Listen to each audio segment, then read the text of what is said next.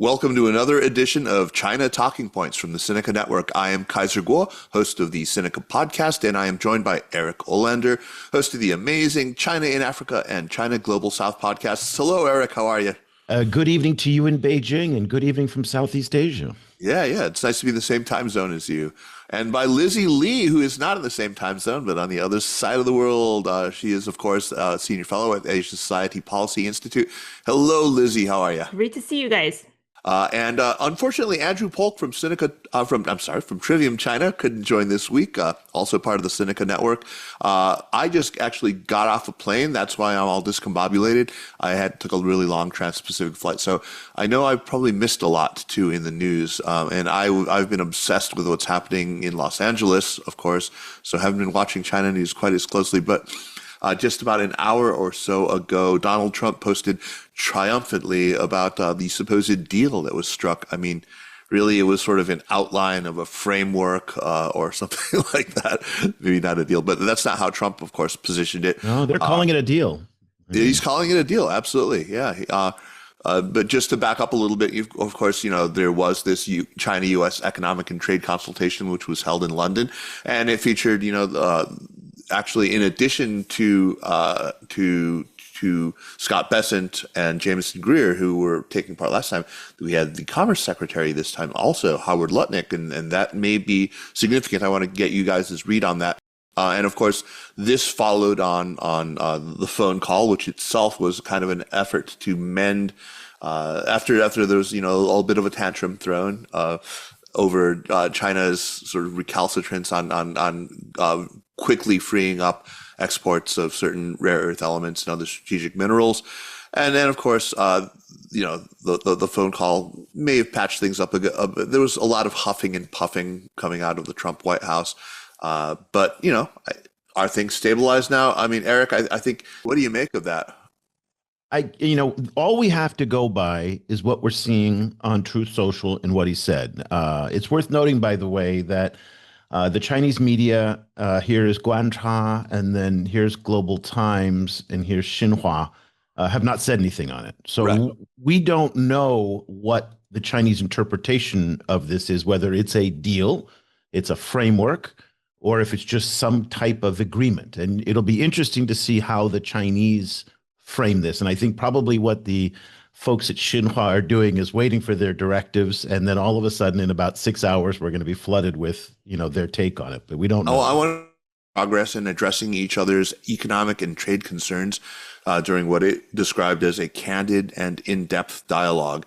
I've seen some pundits immediately analyzing this, comparing the language after the Geneva meeting, London, and they say that it's different. It's not quite as sunny and optimistic. But Lizzie, what's your take on this whole thing? Well, I actually think just the opposite. I mean, this round definitely felt very different from Geneva, and I think that's a good thing. I mean, yeah. There's no major breakthrough announced, perhaps except for President Trump's Truth Social tweet, but Truth Social post. But I think at this point, the absence of dramatic handshakes, sweeping rollback of measures, just sudden change in tone is actually a good thing. That means more practical recalibration from both sides. And I think the reason behind it is both sides now have a better sense of real leverage the other side has at this point. And I mean, negotiators came away saying, well, progress was made. But the nature of that progress is technical, it's incremental. And, as I said, it's not a bad thing. And I think, one of the clearest signals was movement on rare earth. And we now know, Chinese producers have green light to resume limited exports, including to the United States. And so that process seems to be warming up and restarting. That's a good thing for U.S. producers, but in U.S. manufacturers. But there's also this sense of China is not going to give up that leverage altogether. It's going to be a slow process. It's going to be a very prolonged negotiation process with potentially a lot of back and forth on export controls and also China's, release of its export licensing. Mentioned export controls. I mean, I think it was significant. Of course, there was a lot of buzz ahead of it when we found out that Lutnick was going to be attending this meeting. We thought, oh, maybe that means that these things that BIS overlooks, these export controls, are going to be on the table. That this is something that is up for discussion. And obviously there were three things. Two of them are export controls related that China was really upset about ahead of this, and that they were, of course, the EDA, electronic design automation software restrictions that had been put on. These are necessary for the design of advanced semiconductors, and of course, jet engine technologies. And this was, and then the third thing, of course, was the one thing that actually Trump did mention, which was student visas. And I suppose, that's one piece of goodish news. I don't know whether it's going to go so far as to actually, rescind the State Department announcement that Marco Rubio made 2 weeks ago, 2 Wednesdays ago. But Lizzie, what is this? I mean, do you think there is going to be movement on export controls coming out of this? Right. So I think what we will see is the rollback of, EDA bans, also jet engine part, and also the potential, some softening on the Huawei Ascend chips guidance. Right, So that's the those other are the big thing. three things that were announced after the Geneva Truce, and that was very much interpreted in Chinese media and also in public statement as Bad the faith. U.S. side reneging the on the Geneva Right. Yeah. Agreement, and of course United States sort of think of China's rare earth export bans as reneging on its part of control. So I think after this we are probably going to be first, well, resetting back to Geneva, sort of restoring some of that goodwill, restoring some of that, I guess like good gesture toward the other side built in Geneva. So we're back there, and how much either side is willing to roll back on tariffs and other export control. I think that's going to be an ongoing discussion. But Yeah. at least those further escalations, potential spiraling out of controls, and putting the entire global supply chain in danger. I think that part tension has quieted down quite a bit, But which I tariffs think is a remain very major progress. high. Well, so the Tariff, tariffs are at 55% for inbound Chinese products into the US and 10% out. And think about a 55% increase on Chinese imports. And we just got our new inflation report in the US, 2.4% for May, which was in line with expectations. But right. a 55% increase on Chinese products is a shocking amount of Yeah. increase. I mean, if that's a permanent kind of, that's the steady number. Uh, I think American consumers are gonna find that pretty sobering in the next 6, 7 months. And I guess, Lizzie, my question to you is: did you get the sense that the Chinese made any concessions? Because the export controls on rare earths, I can't really call that a concession because they were driving that. Yeah. Lizzie, what do you think on the Chinese side? Did she give up? Well, again, I'm not super Just informed on all the no, but just from internal your reading from the discussions. public narrative. Right. So, export control, that's definitely something like a pressure point Beijing can dial up or down. I think Right. now Beijing is choosing to dial it down Hmm. a little bit, especially to end users that are mostly of civil use. And there's one exception, Sumerian, which New York Times has an article that very accurately captured. That is probably going to be the exception because Sumerian is mostly for military use. I don't think, just based on the public publications from the Chinese side, I don't think China is willing to give up on that. But again, back to your point, I think, there are areas that China is certainly willing to discuss, including purchasing, including opening up market access. But in terms of rare earth, I think that's a long-standing leverage that China can use. And to be quite fair, China's entire licensing system when it comes to export control on rare earth was actually modeled after the United States export control system, including this national security lens, including this focus on dual use and limiting military use. So I mean, there's a little bit of irony there, how this very potent tool China has right now, the entire format, the entire system, down to detailed regulations and motivations, are actually borrowed from the United States export control system. So I thought that was quite interesting. And if you look back, it didn't start as a retaliation tool against U.S. tariffs. I mean, as early as 1992, Deng Xiaoping said that the Middle East had oil. We have rare earth. So China very much realized that rare earth is part of its strategic toolkit from a very early time. And what we saw was over the past decade, China sort of steadily built up this lever. The new licensing system is quite new and was kind of rushed into system just this year. But before that, China's, sort of strategic leverage, especially when it comes to processing ability, was not a last minute thought. It was not a instrumental, just a last minute thought against U.S. tariffs. It was a much longer process, and I think that's something that we want to clarify. Kaiser, what's interesting about this announcement is that it's very different than previous U.S. announcements, even going back to the first Trump administration. Normally, we see these announcements that China's agreed to buy $20 billion worth of farm goods. China's agreed to buy 20,000 Boeing planes. Right. And he would throw these to his key constituencies, namely farmers. Haven't seen that in this. There's no talk of farm, and there's no talk of Boeing or anything like that. The bone to the base here is not, it's really red meat. So it's the people who still want to see high tariffs in place. That's the 55%. And my guess is that will include the residual tariffs from the Biden administration. That's where he's counting it from. The previous 25% was also included in it. That's exactly. what I think. That's right. So it's 30 plus the 25. Can I just add one point on the tariffs? Well, I mean, interestingly, you guys think 55% of tariff is high, but if you look at Chinese economists writing earlier this year on sort of what's the long-term expectation of tariffs, I think the consensus view is, well, even after this trade tension got resolved, this 90-day trade negotiation with other countries are all done, long-term tariff on China is probably going to stay 40% to 60%. So 55% is actually sort of the expectation. I think there's a recognition among Chinese economists that President Trump very much believe tariff is part of his economic statecraft, if you will, and tariff, at least per President Trump's thinking, is a powerful tool to reshore, reindustrialize American economy. I mean, economists can disagree on that, but it seems to be part of his core conviction.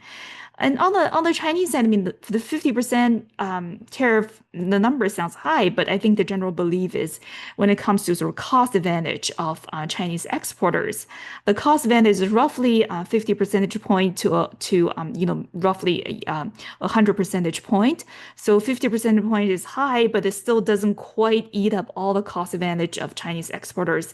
So it's actually believed to be, painful but acceptable for China's export sector, which will be under a lot of pressure thanks to this tariff. But that's unfortunately kind of the reality that Chinese exporters have to live with in this time. It just depends who eats the tariff. If the Chinese exporter eats most of it, then you're right, Lizzie. But they won't. And Walmart's margins are 2 to 5% on a lot of products. Okay. So, I mean, and, Trump is going to force Walmart to eat it. So either profits go down or prices go up. I mean, that's the stark reality we're facing in the United States. I don't see how this is a win for the U.S. because I don't know if 50%, as Lizzie's pointing out, is enough to force companies to reshore back into the U.S. And if that was the ultimate point of the tariffs, then this is definitely not going to be a win. So that's the cost advantage I was talking about. So if that's a net, then you would have to be higher than 50%. What you're saying, right? Yeah, I wanted to originally talk a little bit about one of the strategies that Chinese exporters have pursued, which is transshipment through other countries, especially Vietnam. Why don't we talk a little bit? Originally, I had that further down in the list of topics, but I think it's a really good segue into that. So let's talk about this. I mean, it's in a tricky position right now. The U.S. and Vietnam just wrapped their second ministerial level trade talks in Paris on June 4th. The U.S. is taking a pretty hard line. They're demanding that, Vietnam curb Chinese imports that are transshipped in order to avoid tariffs with threats of 46% if Hanoi doesn't complain. That's right. And Eric, you guys have been writing quite a bit about this stuff as usual. I mean, as I would expect, because your coverage of this is always just so much ahead of the curve. So, but this obviously puts Vietnam, which is a very key trade partner of both countries in a pretty tough spot. Yeah. Yeah. Tell us what you're thinking about this right now.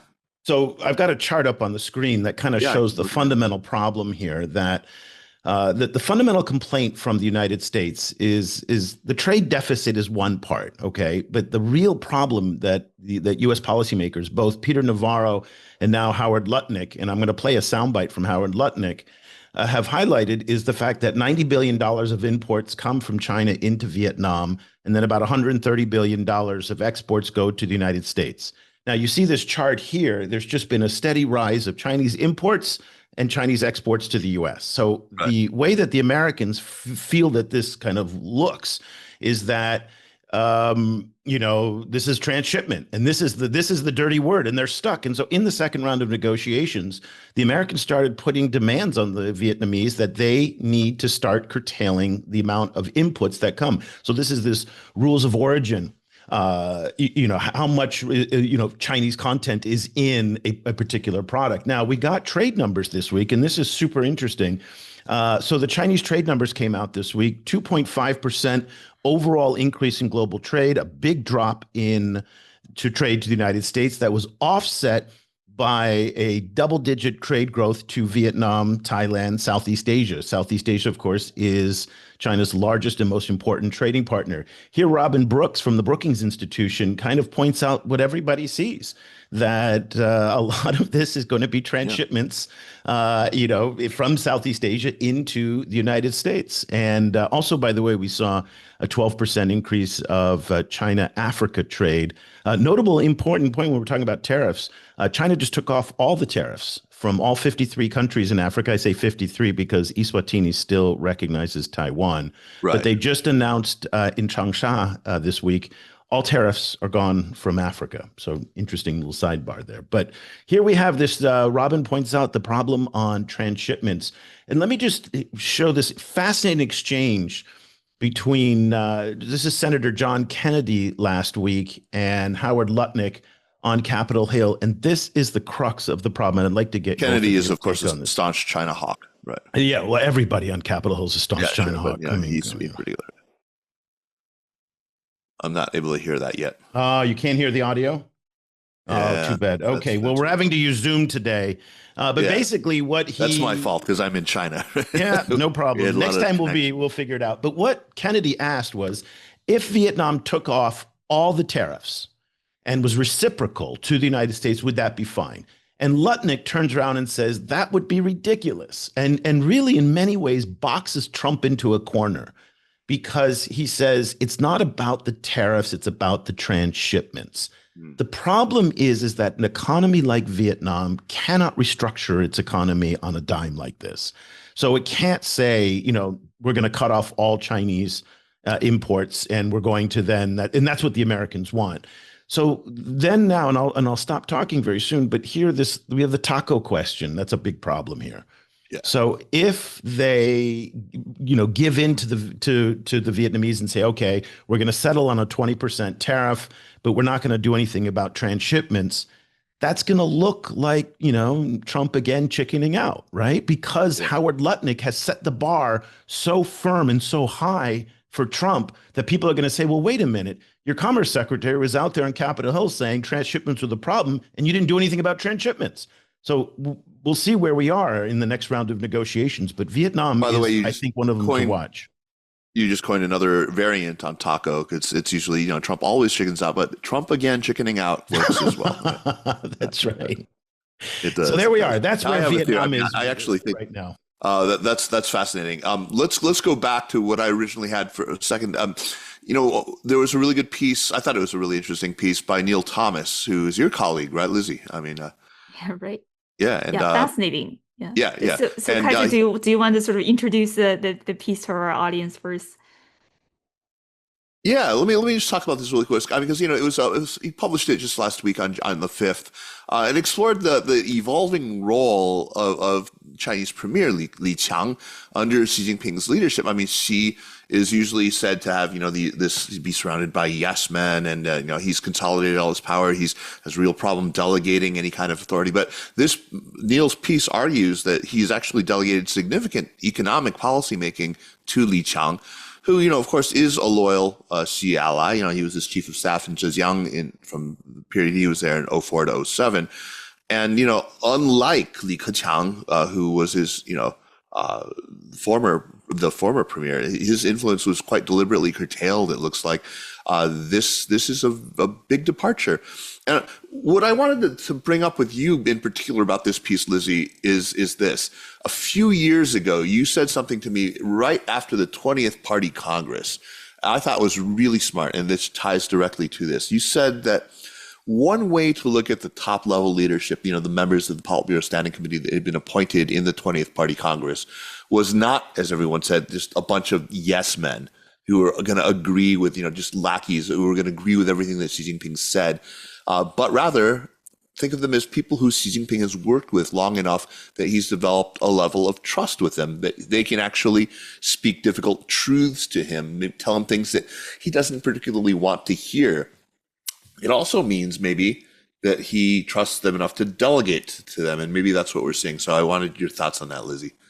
Right. Again, I think Neil's piece is one of the, most thoughtful reads I've come across in recent months on Chinese elite politics. And, I first wanted to clarify what the piece is not about. It's not about Li Qiang grabbing Xi Jinping's power, not about Xi Jinping's power being weakened in the system.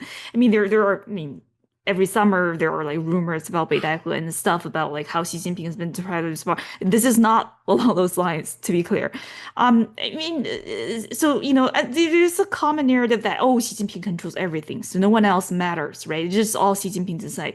It's actually much more intricate than that, and I think Neil's piece captures that aspect really well with a lot of layers of nuances, and So what it says, I think, just back to Kaiser, your point on Xi Jinping actually trusting his appointed people. I think Neil termed it really well. It's about operational autonomy. Right. It's about how these people are allowed to carve out meaningful space for autonomous execution, and in areas where technocratic skill is a premium. Yes, absolutely. Right. And I think that the thing is that kind of autonomy does not weaken Xi Jinping's hand. If it's done correctly, it actually strengthens Xi Jinping's hand. So I think that's the part of discussion that people often miss. And Li Qiang is not building his influence. Li Qiang is not trying to steal the spotlight from Xi Jinping, and there's no chance he's gonna successfully doing that precisely because power resides in Xi Jinping, which is not wrong per se. But I think Neil very sharply observed that Xi Jinping now, deep into his third term, is shifting into a more oracular mode of leadership.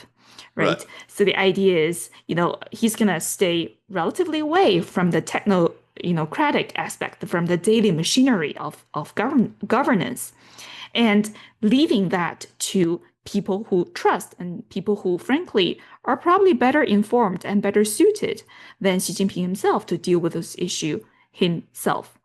And, in that spirit, I think there are actually a few things working in Li Qiang's favor to handle the economic profile from Xi Jinping's point of view. First, trust in the business community for one, right? Absolutely. Yeah. And I think you nailed on the head. And if from people I talked to who worked with or spoke with Li Qiang very early in Li Qiang's career, he's sort of very embodiment of this 浙江精神, or more precisely 温州精神, or spirit of 温州, which I think Li Qiang himself calls it and promoted it. 店小二精神. Let's explain that first. Some people might not know what Wenzhou's reputation is. So Wenzhou is, of course, it's a city famed for its entrepreneurial spirit in Wenzhou, and they're scrappy, they're hard fighting, they're willing to, they're big risk takers. So many people from Wenzhou went abroad and opened small businesses internationally. Wenzhou is a fascinating place, but just to make sure that everyone gets the reference there, but. Right. And, when Li Qiang was working in Zhejiang, he actually promoted government bureaucrats to embody this 店小二精神, so the shopkeeper spirit, Yeah. which is kind of a mentality grounded in, providing service, being very responsive to, customers' needs, and kind of a small business sensibility, if you will. Yeah. And I think, that's exactly what China's private sector has been starving for. In addition to policy support and, investor support, whatever, they also need government bureaucrats and, government leadership to be attentive to their need. And, Li Qiang has a very long-going relationship with private entrepreneurs, including people like Jack Ma and Jiang Yiming. So this is all But also well including documented. MNCs. Also including Absolutely. MNCs, yeah. Absolutely. So I think, that really works in Li Qiang's favor. He understands those business concerns with a level of granularity that other people in Xi Jinping's circle just don't. And he also speaks that language. And I think he's increasingly more I would say more accustomed to talk not just to Chinese entrepreneurs but also to foreign business, as Neil very helpfully point out. So that's number one. Number two, paradoxically, I think Li Qiang's lack of charisma actually works in his favor. I mean, he doesn't risk overshadowing Xi. It's just not. He's the Mike Pence of China. I mean, he's not even Mike Pence level of charismatic, I would say. So, he doesn't really stir up expectation of some kind of leadership transformation, which is very different from previous Chinese premiers like Zhu Rongji or Wen Jiabao, who's very kind of a overarching personality that's with lots of memorable sound bites and kind of media darling, if you will.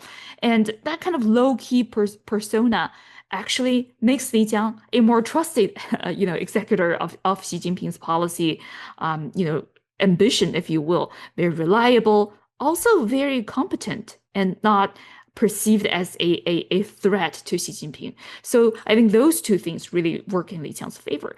And I also wanted to point out that this is something that not everyone obviously agrees with me.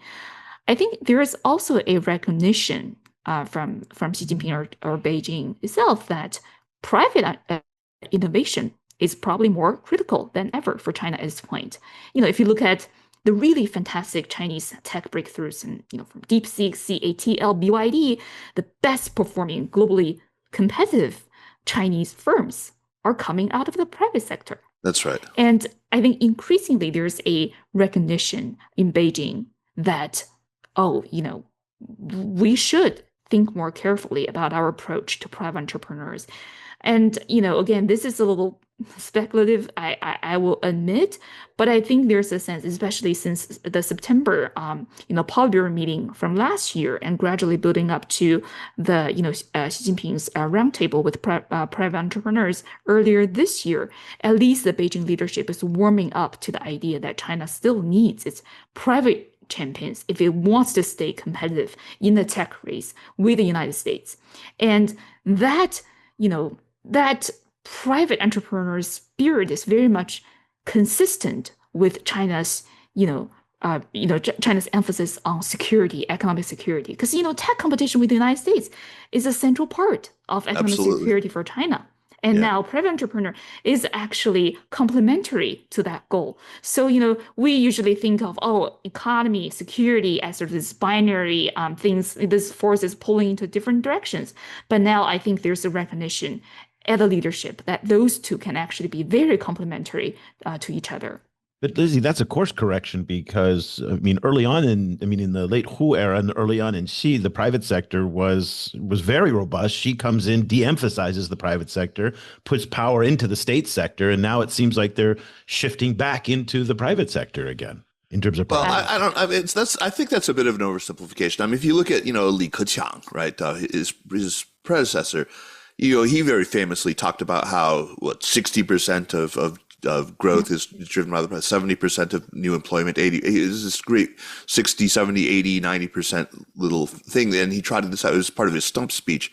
I think that there's always been a sort of tendency to sort of say, but what about, the third plenum of the 19th Party Congress, and where you said you were going to do this, this, and this, and no, I'm talking about Ant Financial. I'm talking about Jack Ma. I'm talking about a crackdown. You see, I don't think that was war on the private sector as much as it was very specific in each case. I mean, the war on Ant Financial went down for a specific reason, that was a textbook case, to me at least, of moral hazard. I mean, and that was for a different reason than that Didi Chuxin got dinged. That was a different reason for why they decided, to basically eviscerate the whole after-school tutoring business. I think that the simple read on it was, oh, he hates the private sector. That wasn't what was happening in my read.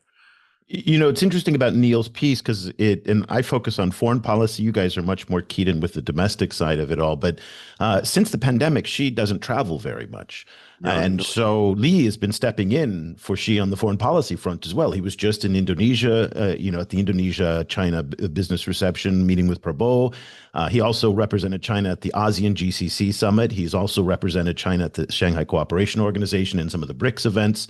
So he's got a pretty robust foreign policy portfolio. And one has to wonder if, again, we're not going to see anytime soon, I think, Xi give up power. But is there, and I'd be interested in your take, is there as Xi pulls back a little bit from day-to-day management, is he grooming Li to be, of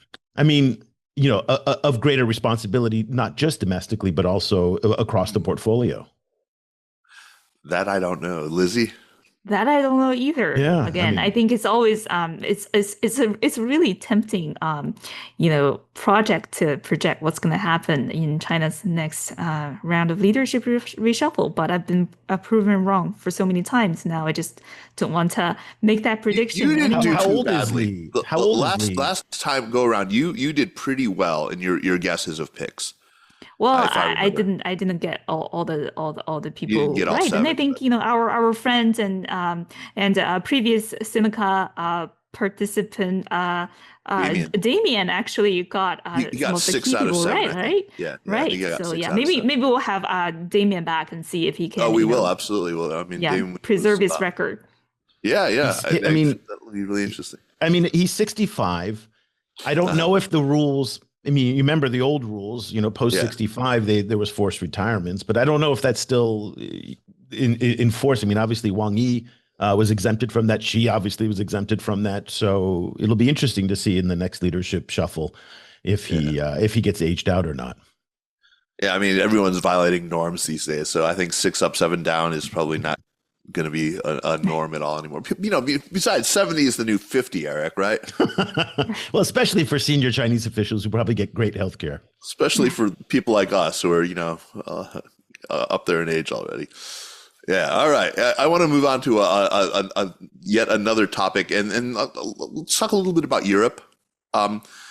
There's always something happening in China-EU relations and it seems like I want to talk about how they always seem to hit a snag, right? Every time there's some sort of symmetry coming up. So on the 3rd of June, EU Trade Commissioner Maros Sefcovic, he met with Chinese, Commerce Minister Wang Wentao in France. They were taking on these thorny issues, tariffs on, Chinese electric vehicles, French cognac retaliatory tariffs, and China's export controls on rare earths, of course, which we've talked about, which, there's been some significant progress on for sure. But, meanwhile, the EU is moving to restrict Chinese medical equipment makers from pork. Or pork, exactly, pork, all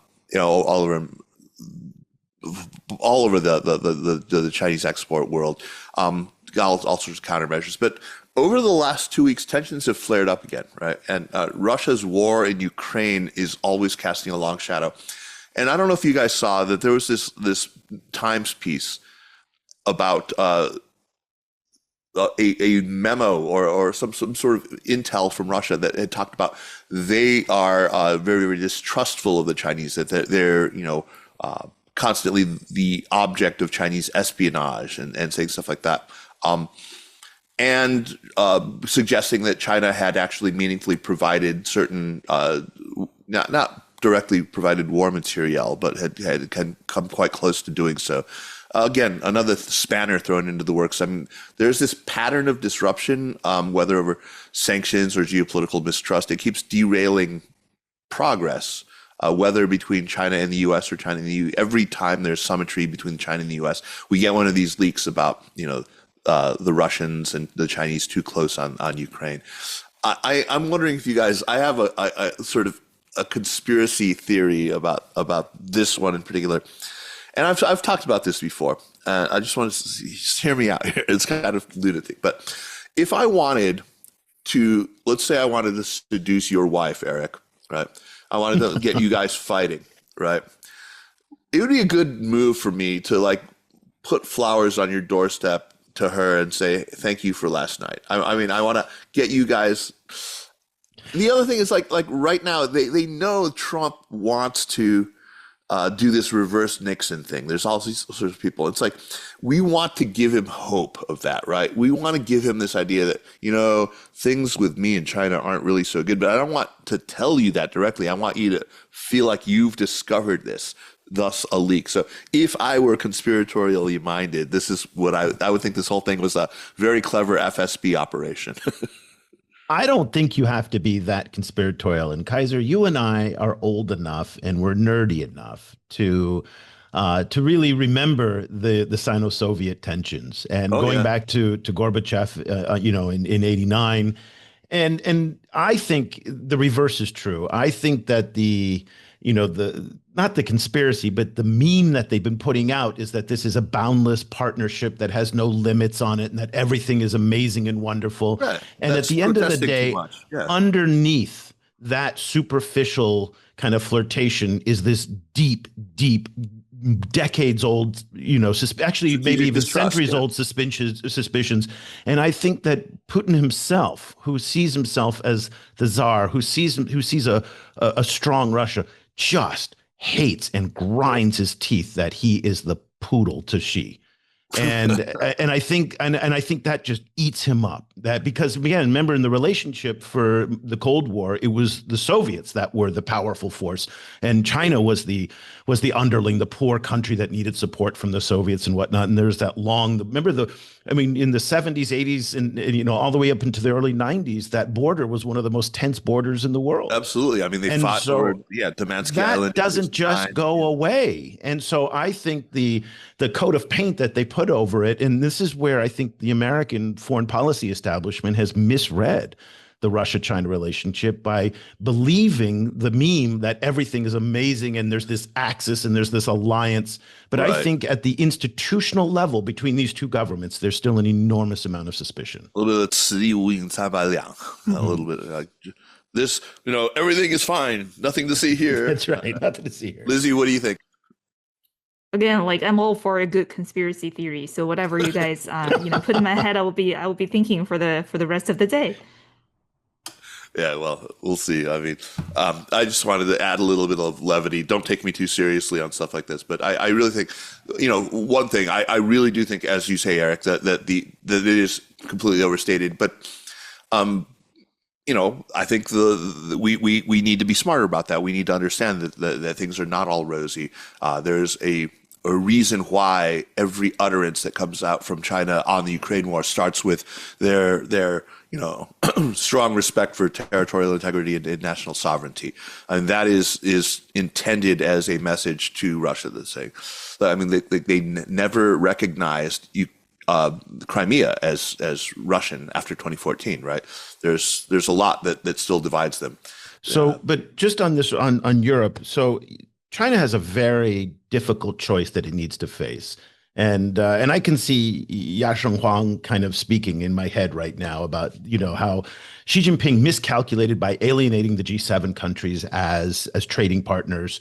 And so he has a choice now that he can either downgrade relations with Russia and start to kind of back away from Ukraine in order to give European politicians some breathing room to be able to say, okay, China is no longer kind of supporting Russia and Ukraine. And so that would then open up the opportunity for a trade or an enhanced trade relationship, because Europe is desperate now to find alternatives to the United States as well. They're squeezed between Russia, the U.S., and they want China to be a productive partner. But at the end of the day, this Russia question does hang over. So what's more? They think they can still have their cake and eat it too. Yeah, but they're sobering up. I think the Germans are recognizing that that's going to be increasingly difficult, And so the question is, what's more important to Xi right now? The relationship with Putin sticks it to the Americans. Very, very important.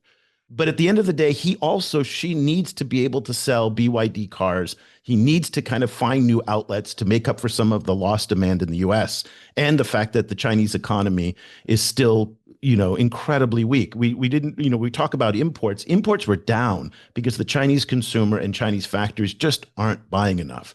So Europe presents a very lucrative opportunity for them to absorb some of that capacity. But again, how he has to give up Russia in order to engage Europe. And I don't know if he's going to do that, but that is the difficult question that he's got to face. He's not sure he has to give up Russia. I mean, and I think that but the reality is, I think he does. He still has to, and they want to sell this case. I think that the signals that China is always trying to put out there through leaks to the FT and other things, and from the very beginning of the war, it's been like this. It's saying, we were caught off guard by this. We didn't want this to happen. We're only in this because, hey, we're both locked out. This is, huddling together for warmth. This isn't, a marriage of love. It's a marriage of necessity.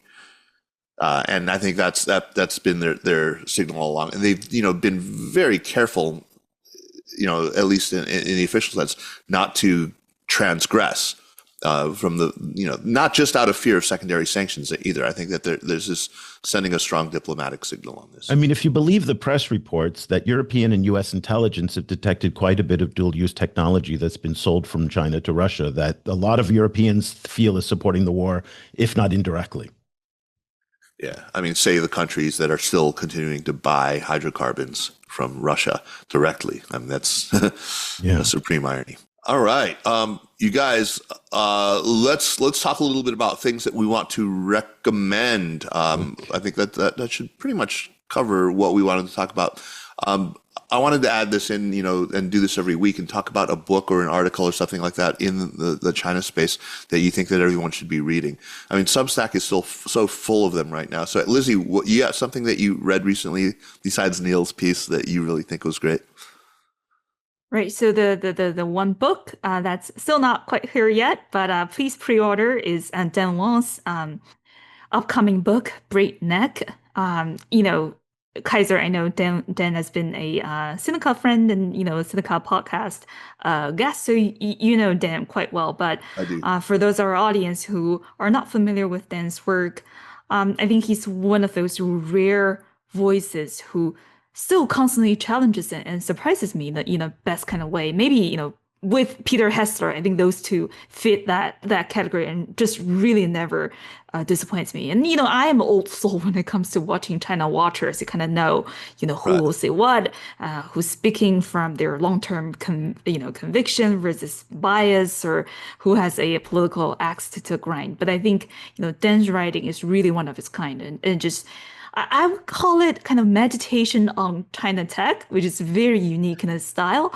Again, the book is not quite here yet, so I won't give too much away. But I've not read it yet, but I've heard that a lot of it talks about a topic that fascinates me, which is about technocracy, about technocratic rule and technocratic politics.